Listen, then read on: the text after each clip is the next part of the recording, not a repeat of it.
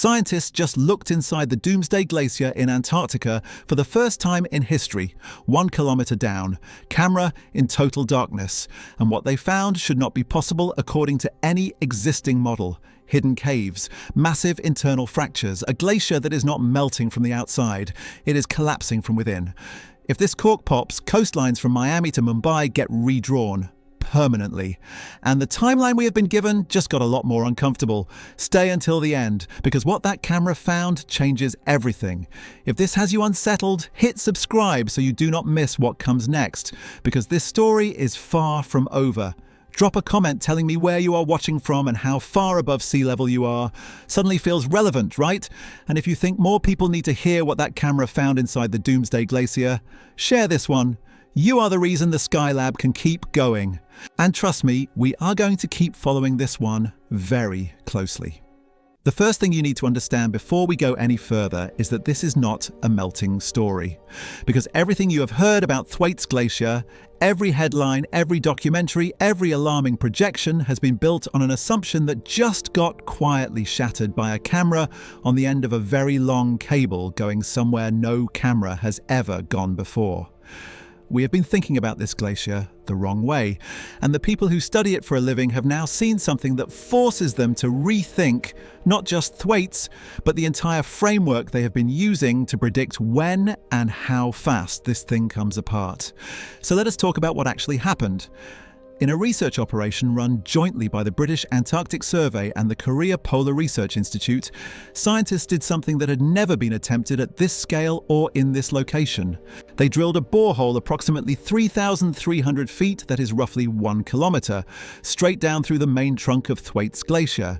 They used hot water at 80 degrees Celsius to cut through the ice, and then, carefully, they lowered instruments and a camera into the darkness below. What they saw changed the conversation. Not surface crevasses, not the kind of cracking you can spot from a satellite image or a radar flyover. What the footage revealed were interior caverns, structural voids, and vertical fracture networks existing not at the surface, not at the base, but inside the load-bearing body of the glacier itself, the structural core, the part that holds everything together. Think about what that means for a moment.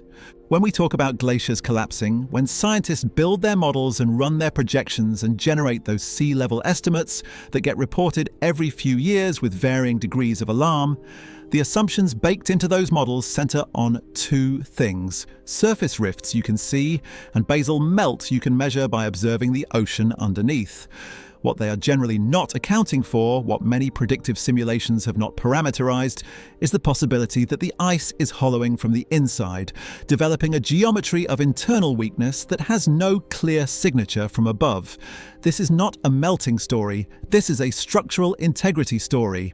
And that distinction is everything. Here is the analogy that keeps coming up when scientists try to explain this shift, and it is a good one. The old model was: warm water melts the bottom of a block of ice, the block gets thinner, eventually it floats free and breaks up. Gradual, somewhat predictable. Somewhat. The new picture is closer to this. Imagine a dam. Not a dam that is leaking water over the top, but a dam that is developing internal fractures through the concrete. Fractures that are invisible from the outside until the day they are not. That is the kind of structural failure mode that changes everything about how quickly a system can go from stable to catastrophically compromised. The scientists who analyzed the footage describe the interior structures as windows into processes that may be accelerating collapse far beyond what existing timelines suggested. And the phrase that stands out, the one that should make you sit with this a little longer, is the word windows. Because a window only shows you what is on the other side if you are close enough to look through it. Until this mission, nobody had been close enough.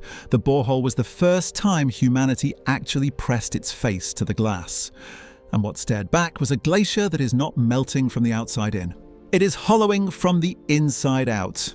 Now, before you ask how confident scientists are in this picture, before you ask whether this changes the timelines we have been given, there is something else that happened during this mission that is almost more unsettling than what the camera found. Because the drill went down, the instruments went in, and then the glacier itself made it very clear that it had no interest in being studied. Thwaites Glacier moves, that sounds obvious, Glaciers move, that is what they do, but the scale at which Thwaites moves is something that does not register until you put a number to it. This glacier travels up to 30 feet per day. 30 feet. That is roughly 2 miles per year of continuous forward motion, grinding toward the ocean in one of the most powerful slow motion processes on the planet. On any given Tuesday, Thwaites has moved about the length of a school bus since you woke up that morning. Now imagine you have just spent enormous resources drilling a 1-kilometer hole straight down through something moving at that speed. You have your camera in position, you have your instruments ready for deployment, and then the hole starts to change shape. That is what happened.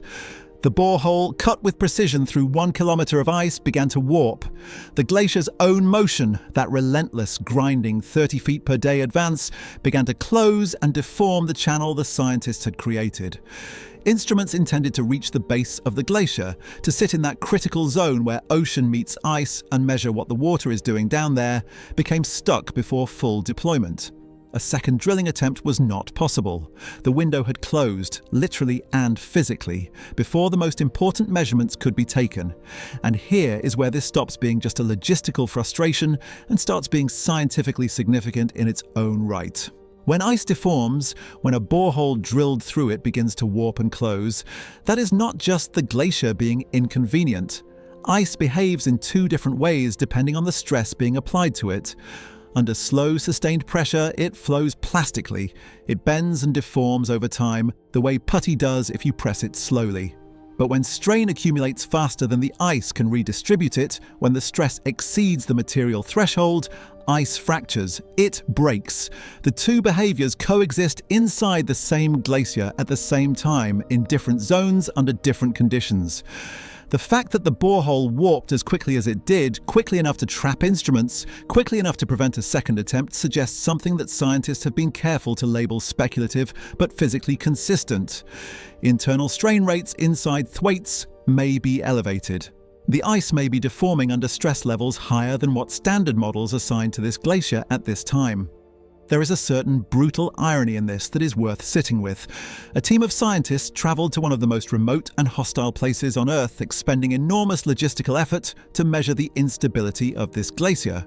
And the instability of this glacier directly prevented them from completing those measurements. The instrument of study could not outpace the process being studied. The glacier moved faster than the science could follow. That is not a metaphor. That is the literal operational summary of the mission's most critical phase. But here is what makes this more than just a story about a borehole. Active borehole closure of this kind is consistent with something larger going on in the internal mechanics of the ice. Elevated stress, active deformation, a system that is not sitting quietly waiting to be observed, but is actively, continuously redistributing strain through its own structure. And if that strain redistribution is happening in ways the models have not fully captured, then the internal hollowing the camera revealed is not a static feature. It is a dynamic one. The voids are not frozen in place. They are part of a moving, changing, evolving structural failure process, which brings us to something the instruments did pick up, even partially, even incompletely, because Thwaites is not silent, not even close. And what it has been broadcasting seismically, measurably, continuously raises a question about whether internal collapse is theoretical, or whether we can actually hear it happening in real time. The ground at Thwaites shakes. Thousands of seismic signals have been recorded in and around this glacier, and most people hear that and picture tectonic activity, the kind of earthquake that comes from plates colliding deep in the earth.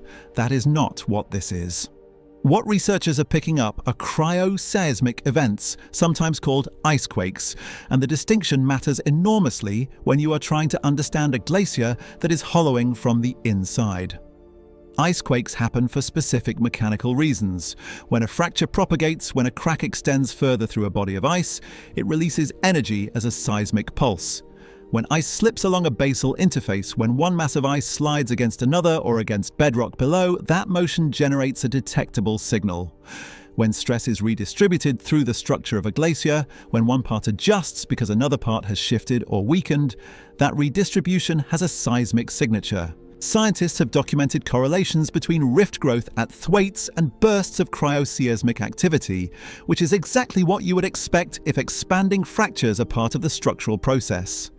Now consider what expanding internal cavities would do to the stress architecture of a glacier. A void is, by definition, a place where the ice is not.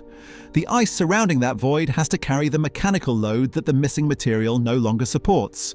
That redistribution of stress produces exactly the kinds of signals that researchers have been logging. The ice quakes, in this context, are not random noise. They are evidence of a system under mechanical strain, adjusting continuously to an internal geometry that is changing over time. It is worth being clear about what the evidence does and does not say here. No one has verified that icequake activity at Thwaites equals imminent collapse. The science does not support that conclusion, and it would be irresponsible to imply it. What the seismic record does show is that this glacier is mechanically active in ways that are consistent with structural stress. Not dormant, not stable, not quietly waiting. The central story here that Thwaites is hollowing from within and that internal degradation may be driving collapse faster than models predicted has an acoustic dimension. The ice quakes are not background noise. They are the sound of the internal hollowing the camera first made visible. And the question is no longer whether this process is happening, it is how far it has already gone. Before the borehole mission, the dominant explanation for Thwaites' instability was the ocean underneath it. Specifically, a water mass called modified circumpolar deep water, a warmer subsurface current that moves along the seafloor and, in the case of Thwaites, reaches the point where the glacier meets the bedrock below sea level. That contact point is called the grounding line, and what modified circumpolar deep water does when it reaches that zone is physically eat away at the underside of the glacier, undercutting the ice, melting the contact between glacier and bed, allowing the grounding line to retreat further inland over time. Grounding line retreat is serious. When the point of contact between glacier and seafloor moves inland, the floating section of the glacier grows, the buttressing effect weakens, and the flow of ice from the continent into the ocean accelerates. This mechanism is well documented, well understood, and genuinely alarming on its own terms. It has been the central engine of concern about Thwaites for years. But here is the critical problem with the mission to measure it. The instruments never reach full deployment. The borehole warped. The sensors designed to sit in that critical zone between ocean and ice, to measure temperature, to track the warm water's behavior, to quantify exactly how aggressively modified circumpolar deep water is attacking the base, got stuck. The most important data about basal melt dynamics at this specific location, at this specific time, was not obtained. So we are now in a situation where we have visual confirmation of internal structural hollowing, and we have an incomplete picture of the thermal assault happening from below. And the combination of those two things raises a hypothesis that researchers have been careful to mark as speculative but physically grounded. Could the warm water infiltrating from below be doing more than melting the base? Could it be finding pathways through the fracture networks the camera revealed? Could it be moving into the internal cavity system, widening those voids not just from the pressure of the ice above but from thermal intrusion from below? This process has a name. It is called hydrofracture, and it occurs when liquid water under pressure penetrates existing cracks and drives them open faster than the surrounding ice can seal them. It has been documented on ice shelves. It is one of the mechanisms thought to have contributed to the Larsen B ice shelf collapse in 2002. Whether it is actively occurring inside Thwaites' internal structure is not confirmed, but the structural conditions the camera revealed, the caverns, the vertical fracture networks, are exactly the kind of geometry that would allow hydrofracture to operate if warm water were present at depth. The central story here is that Thwaites is breaking apart from the inside faster than any model predicted. And if basal melt is combining with internal fracture propagation rather than operating as a separate process, if the warm water below is feeding directly into the void network above, then the rate of internal weakening is not the sum of two separate processes. It is a compound effect, a system where each mechanism accelerates the other. And that is a very different mathematical reality than the one most sea level projections are currently built on. What happens when those weakened internal structures eventually face the ocean directly? That question leads us somewhere uncomfortable. There is a theory in glaciology that has been argued over intensely for years, and it is called marine ice cliff instability. The basic premise is this: when a glacier retreats enough that its exposed ice face, the cliff where the ice meets open water, exceeds a certain height, the ice becomes mechanically unable to support itself. It does not gradually crumble, it collapses. The cliff fails structurally, exposing a new cliff behind it, which also fails, which exposes another, in a cascading sequence that can progress rapidly and, crucially, without requiring any additional ocean warming or atmospheric forcing to sustain it. Some researchers have modelled this mechanism as capable of driving sea level contributions far faster than conventional retreat scenarios. The controversy around this theory is real and legitimate. A number of glaciologists have pushed back on the specific modelled rates of cliff collapse, arguing that the ice rheology used in early simulations was too brittle, and that real glaciers have more ways of buttressing themselves than the models accounted for. This is a live scientific debate, and the skeptics have serious points. But here is why the borehole findings change the terms of that debate. Marine ice cliff instability models generally assume the ice arriving at the cliff face has some degree of structural integrity, that the failure mode is primarily a surface geometry problem, a question of cliff height versus ice strength. What the camera found inside Thwaites introduces a different variable. If the ice reaching the cliff face is already structurally compromised from within, if it carries internal voids, cavern networks propagating fractures, then the effective mechanical strength of that ice is lower than a structurally intact glacier of the same dimensions. The historical precedent that gets cited here is Larsen B, the Antarctic ice shelf that collapsed in 2002 over a period of weeks after decades of relative stability. Thwaites is fundamentally different. It is a grounded glacier, not a floating shelf, and the mechanisms driving its retreat are not identical. But Larsen B demonstrated something important, that ice systems can remain apparently stable right up until they are not, and that when threshold behavior kicks in, the timescale of collapse can be far shorter than the period of gradual weakening that preceded it.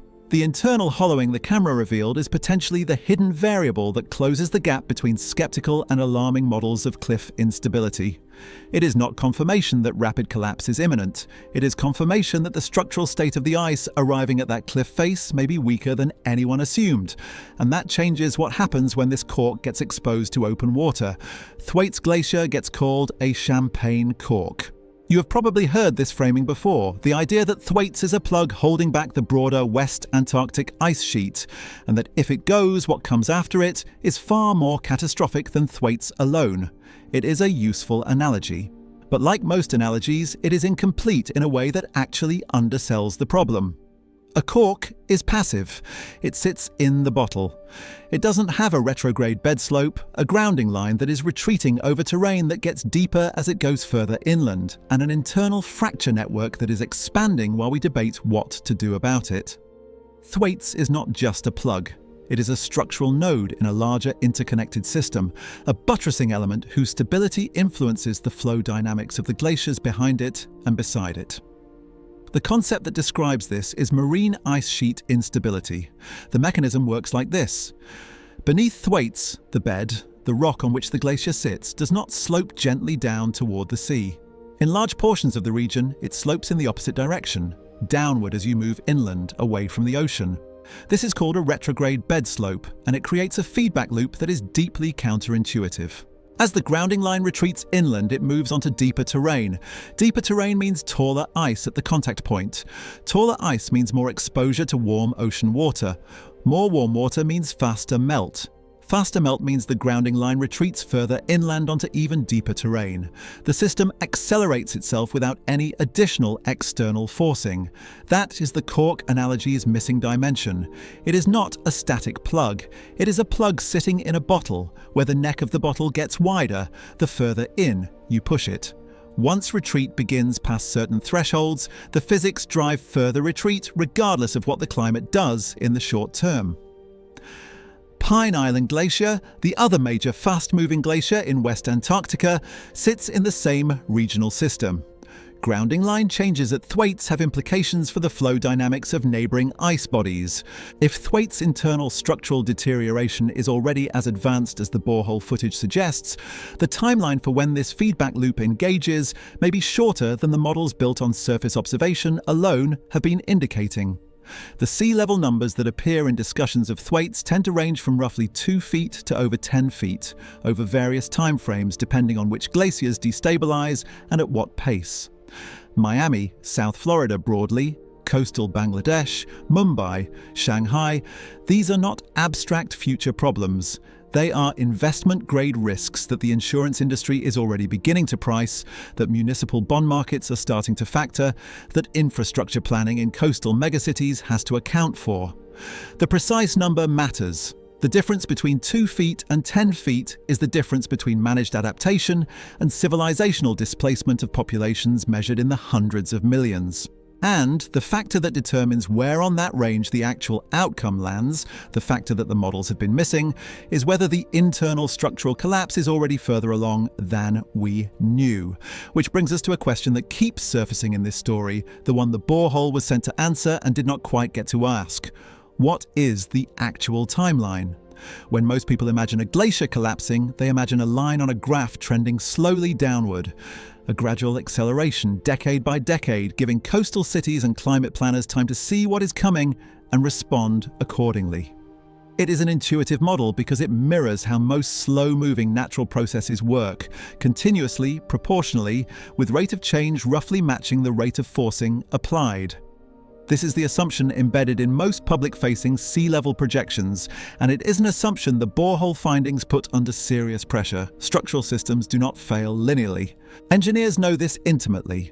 A bridge does not lose 2% of its load-bearing capacity every year for 50 years, and then politely fail at 100% cumulative damage.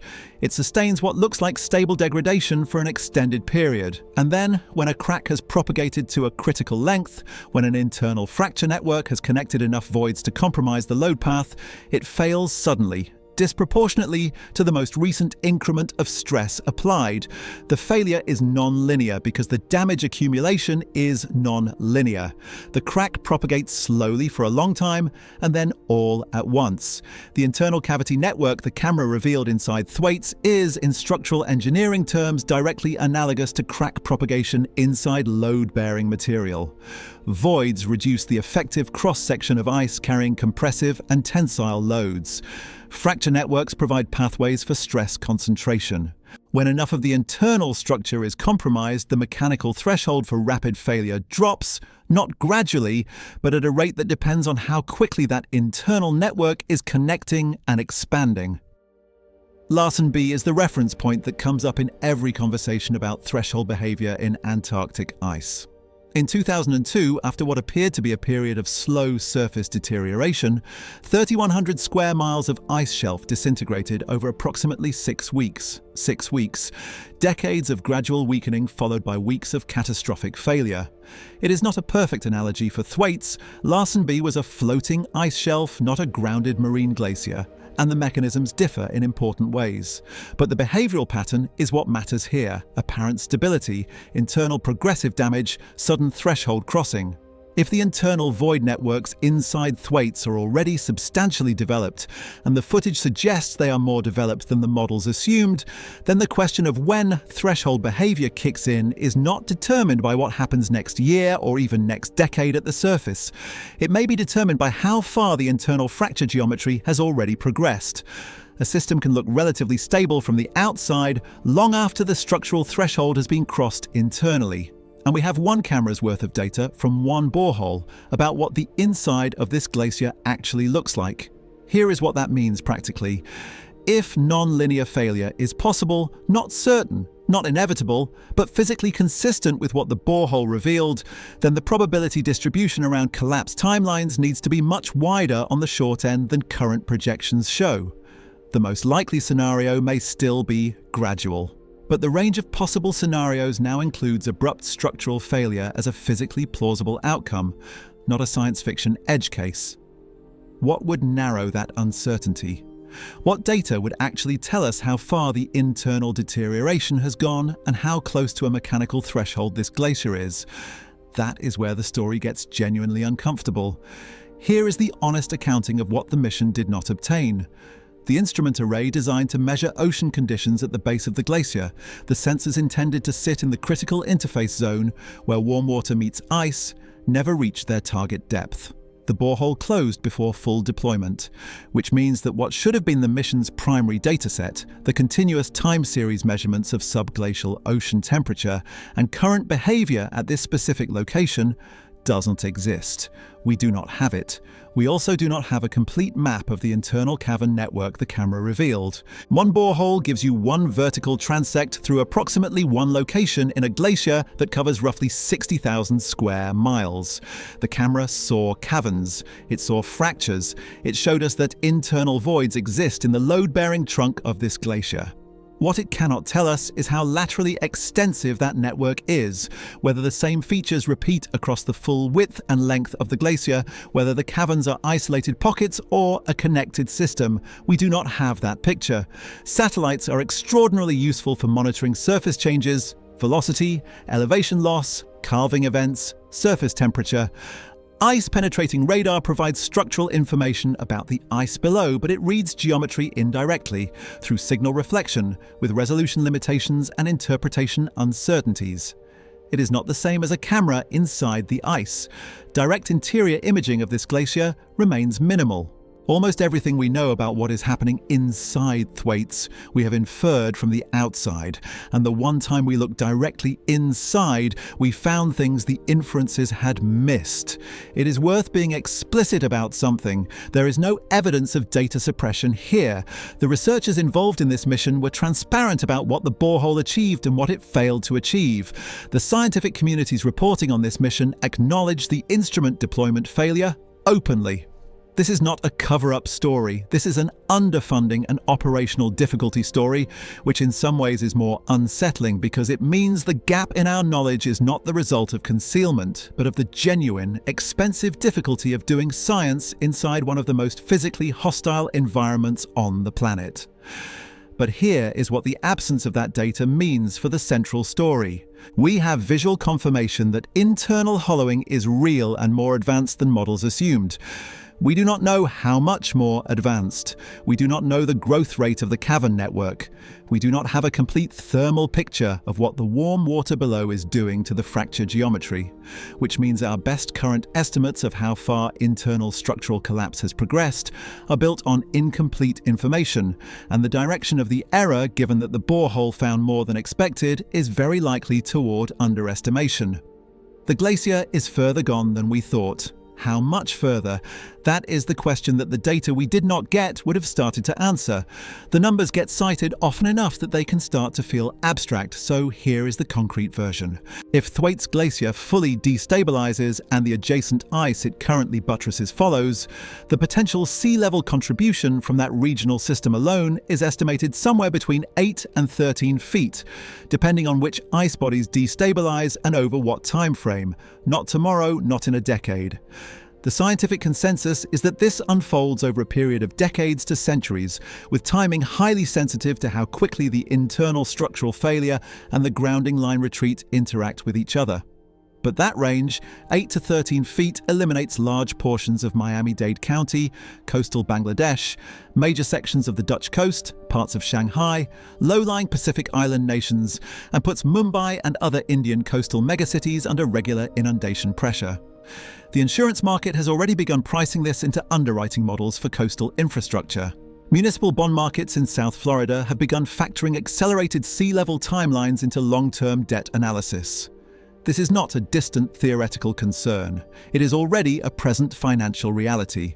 The reason those timelines matter, the reason whether collapse unfolds over 70 years or over 150 years is a civilizational difference, is precisely what the borehole findings address. Internal structural collapse is the variable that determines whether those projections compress or extend. A glacier hollowing from within reaches mechanical failure thresholds faster than one degrading only at its surface. The central story here is that internal hollowing may already be further along than we knew, and if that is true, the shorter end of the timeline range becomes the more relevant planning horizon. Thwaites is not the only glacier in West Antarctica that is moving faster than the models expected. Pine Island Glacier, located approximately 140 miles to the northwest, has experienced its own pattern of grounding line retreat, accelerated flow, and calving events over the past 2 decades.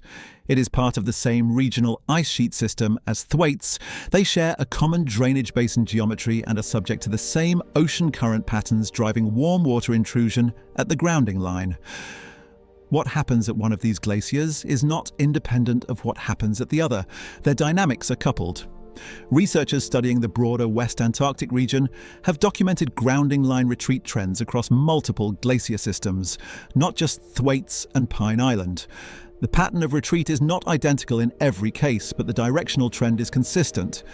Ice that was in contact with bedrock is losing that contact, floating free, and delivering more mass to the ocean. Cryoseismic activity, the icequake signals discussed earlier, has been detected across multiple sectors of West Antarctica, not just at Thwaites, though with varying character and intensity. It is important not to overstate the connections here. There is no verified direct causal link between these observations that would allow a confident statement that the entire West Antarctic ice sheet is entering simultaneous rapid instability. Individual glaciers have individual bed geometries, individual ocean exposure patterns, individual internal structural histories. Each system has to be evaluated on its own terms, but the framing that Thwaites is one isolated anomaly in an otherwise stable regional system has become harder to defend. The borehole findings at Thwaites, internal hollowing more advanced than models predicted, active deformation interfering with measurement, a seismic record consistent with structural stress, may be showing us the leading edge of a regional dynamic shift rather than a localized anomaly. If the internal structural condition of Thwaites is the leading indicator of what other glaciers in the same system are experiencing or will soon experience, then the implications extend well beyond one glacier's collapse timeline. The central story, that Thwaites is breaking apart from the inside faster than predicted, becomes a more serious concern when placed in the context of a regional ice system that has been showing consistent signs of accelerated change across multiple glaciers simultaneously. Thwaites may not be the whole story. It may be the first chapter. The Antarctic Treaty System governs scientific activity on the continent, and one of its central functions is ensuring that research data gathered in Antarctica is shared among signatory nations. In practice, this means that the borehole findings are not the exclusive property of the British Antarctic Survey or the Korea Polar Research Institute. The data is accessible to climate modelling teams, sea level projection groups, and national adaptation planning agencies around the world. Whoever develops the most accurate understanding of Thwaites' internal stability first will have a significant forecasting advantage, not just scientifically, but in terms of national infrastructure planning, insurance pricing, coastal property valuation, and long-term sovereign financial risk assessment. That is not a conspiratorial point. It is a straightforward observation about information asymmetry in a world where the timing of sea level rise is a multi-trillion-dollar question. The nations with the most sophisticated polar monitoring programs, the most advanced ice sheet models, and the most complete data sets from missions like this one are positioned to make better decisions about where to build, what to insure, which coastal investments to exit, and on what timeline. The glacier is a scientific question. What you do with the answer is an economic and political one. The stakes of understanding Thwaites' internal collapse timeline are not abstract. They are denominated in dollars and measured in displacement of populations. And the borehole data, incomplete as it is, just move the needle on what that timeline might be. Let us go back to the beginning. For the first time in recorded scientific history, human beings lowered a camera into the body of Thwaites Glacier. Not onto its surface, not along its edge, into it. 1 kilometer down through ice that has been accumulating for thousands of years, through a borehole cut by water heated to 80 degrees Celsius, into a darkness that no instrument, no satellite, and no human eye had ever penetrated before. And what the camera showed was not what the models predicted. It showed caverns. It showed voids inside the load-bearing structure of an ice mass the size of Florida. It showed vertical fracture networks running through the interior of the glacier's main trunk, structural features that existing predictive simulations had not parameterized because no one had directly observed them before. The models were built without this information, and now we have this information. And the gap between what the models assumed and what the camera found is the most important unanswered question in cryospheric science right now. Then the glacier closed the borehole. Not slowly, not gradually. The instruments meant to sit at the base of the glacier to measure the thermal assault from the warm ocean water pressing against the ice from below got stuck before full deployment. The second drilling attempt was not possible. The glacier moves 30 feet per day, that is roughly 2 miles per year of continuous grinding, unstoppable forward motion, and the borehole deformed faster than the mission timeline could accommodate. Think about what that means operationally. A team of scientists traveled to one of the most remote and hostile environments on the planet, expended enormous logistical and financial resources to cut a 1-kilometer channel through the ice, and the glacier itself closed that channel before the most critical measurements could be taken. The active internal deformation that the borehole closure represents is not just a logistical frustration. It is scientifically significant in its own right.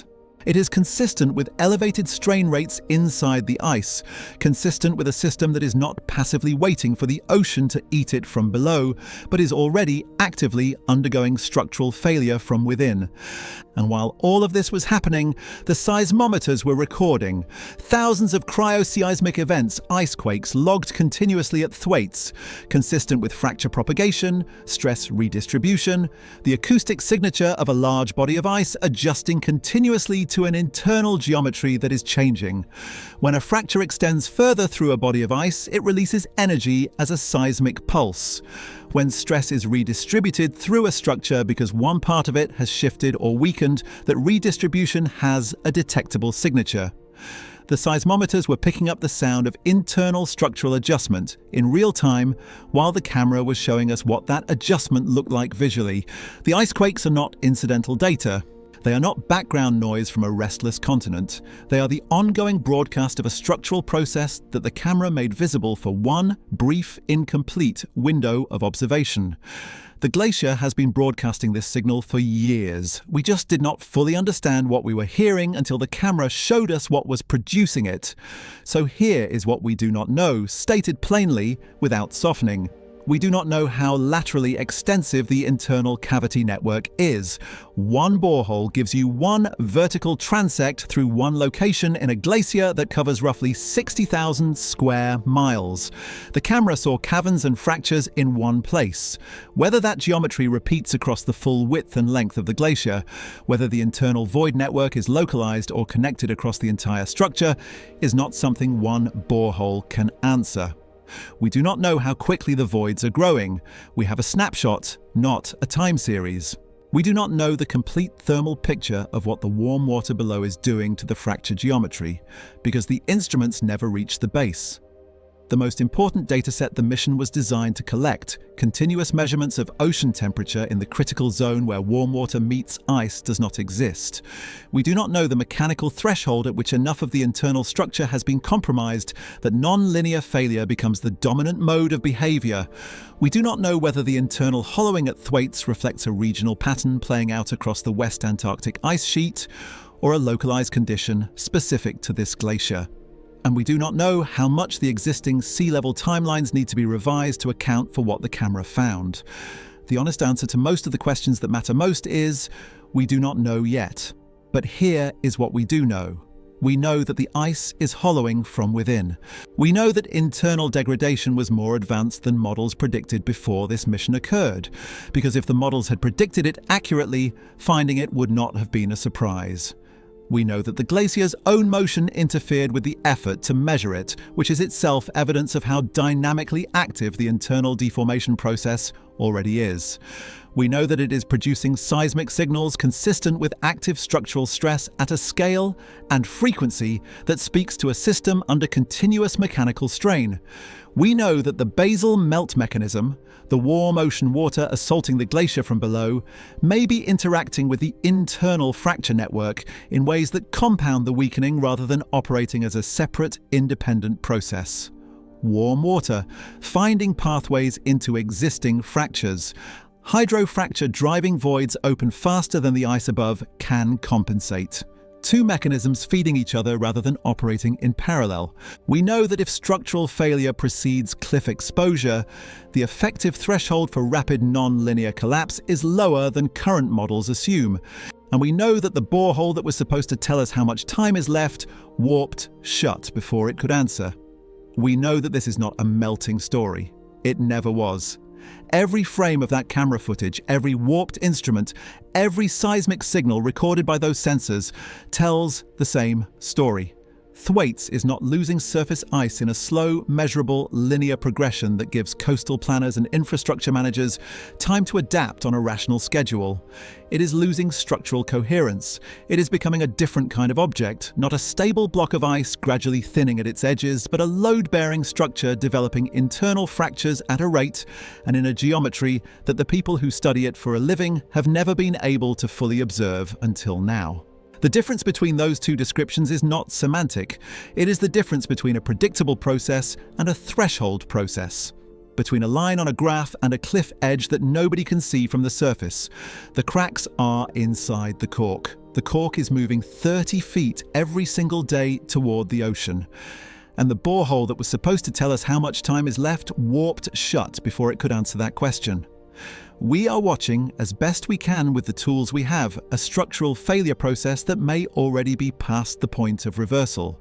Not because anyone decided it should be, not because of any particular policy failure in any particular year, not because of any single decision or inaction that a different choice could have prevented at this point. But because ice and ocean and geometry and time operate on their own schedule, indifferent to the models we built to predict them, and indifferent to the fact that hundreds of millions of people are living on coastlines that were drawn with the assumption that this glacier would hold. It is possible this unfolds slowly enough for managed adaptation. It is possible the non-linear threshold is further away than the worst-case scenarios suggest, that the internal voids the camera found are more isolated than they appeared, that the next mission with better instruments and more boreholes returns data that narrows the uncertainty toward the optimistic end of the range. Science does not foreclose that possibility, and neither should we. But it is also possible that the camera showed us, in one brief look through the ice, something that has been true for a long time already.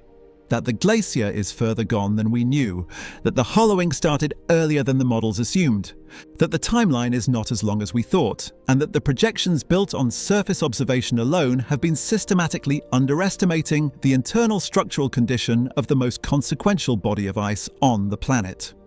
And the thing about a structural failure, the thing that makes it categorically different from gradual melt, the thing that makes it the kind of process that keeps engineers awake at night, is that you do not always see the end coming.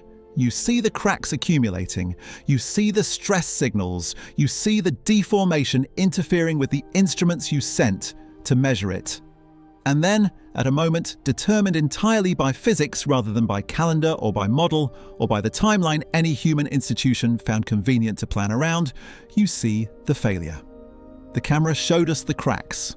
What comes next is the question that no borehole, no satellite and no model has fully answered. Not yet.